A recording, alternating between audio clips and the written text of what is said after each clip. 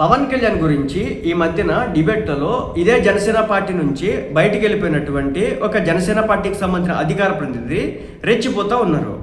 విజయ్ గెలిచిన తర్వాత విజయ్ 108 స్థానాలు తెచ్చుకొని సింగిల్ లార్జెస్ట్ పార్టీగా తమిళనాడులో ఎదిగితే దాన్ని చూపిస్తా పవన్ కళ్యాణ్కి ఎక్కడా కూడా సహనం లేదు.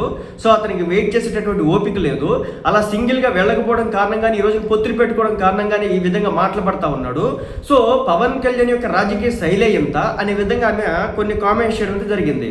దీంతో అదే డిబేట్లో ఉన్నటువంటి టీడీపీ పార్టీకి సంబంధించిన అధికార ప్రతినిధి గట్టిగా ఇచ్చి పడేసినాడు. అమ్మ బేసిక్గా మీరే చెప్తా ఉన్నారు, పవన్ కళ్యాణ్ గారికి ఏది వెయిట్ చేసే అంత సమయం లేదు, ఓపిక లేదు, సహనం లేదు, అంత టైం ఇచ్చేటటువంటి ఆయనకి ఆలోచన లేదు అని చెప్పేసి మీరే చెప్తా ఉన్నారు. సో పవన్ కళ్యాణ్ అనే వ్యక్తి 2014 నుంచి పార్టీ పెట్టినాడు. 2024-26 వరకు వచ్చింది. దాదాపు పార్టీ పెట్టి 12 సంవత్సరాలు అవుతా ఉంది. అంతకుముందు ప్రజారాజ్యం పార్టీ చూసినాడు. సో ఒక వ్యక్తి అధికారంలోకి రావాలంటే ఇంచుమించు అంత టైం స్పెండ్ చేసినా కానీ సో అతను స్ట్రగుల్ అవుతా ఉన్నాడు. ఇలాంటి క్రమంలో మరి నువ్వే చెప్తున్నావు కదా, విజయ్ పార్టీ పెట్టినటువంటి ఈ టైంలో వచ్చేసినాడు, సింగిల్గా ఎదిగినాడు, సింగిల్ లార్జెస్ట్ పార్టీ అయింది అంటున్నావు కదా.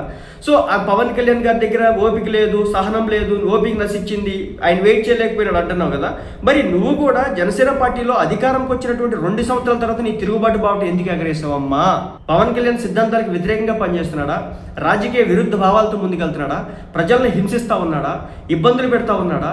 ఇంకేం చేస్తున్నాడని చెప్పేసి ఆమె నుంచి నువ్వు దూరంగా వెళ్ళిపోయా ఆయన దగ్గర నుంచి అని చెప్పేసి ఆయన క్వశ్చన్ చేస్తున్నాడు. వెల్ అండ్ గుడ్, మంచి క్వశ్చన్ అడిగినాడు. అంటే ఈ రోజున పార్టీ నుంచి వెళ్ళిపోయినటువంటి వ్యక్తులు దుమ్మెత్తి పోస్తా ఈ విధంగా విజయ్తో కంపేర్ చేస్తూ ఉంటే ఇలాంటి సమాధానాలు వస్తాయి. రాజకీయాల్లో అధికారం చాలా ఇంపార్టెంట్. అధికారం లేకపోతే పార్టీ సర్వనాశనం అయిపోతుంది, కేడర్ అల్లకొల్లం అయిపోతుంది, నాయకత్వం నిలబడదు. అది తెలిసినటువంటి వ్యక్తులుగా మరి ఆమె కూడా ఏదో ఒకటి ఆశించే కదా, పదవి ఆశించి అది రాలేకపోవడం కారణంగా 2 సంవత్సరాల తర్వాత బయటికి వెళ్ళిపోయింది. మరి అంత ఓపిక అంత సహనం నువ్వు కూడా 5 నుంచి 10 సంవత్సరాలు వెయిట్ చేయొచ్చు కదమ్మా. పవన్ కళ్యాణ్ గారు నీ సహనాన్ని ఓపికని మెచ్చి నీకు కూడా ఇచ్చేవాడు కదా అని చెప్పేసి ఆ వ్యక్తి క్వశ్చన్ చేయడం జరిగింది. నిజం, సహనం ఓపికలని మనం పెద్ద పెద్ద పదాలు మాట్లాడతాం కానీ 6 నెలలు 1 సంవత్సరంలో మనకి పదవులు రాకపోతే మనం కూడా ఎదురు దాడి చేస్తాం.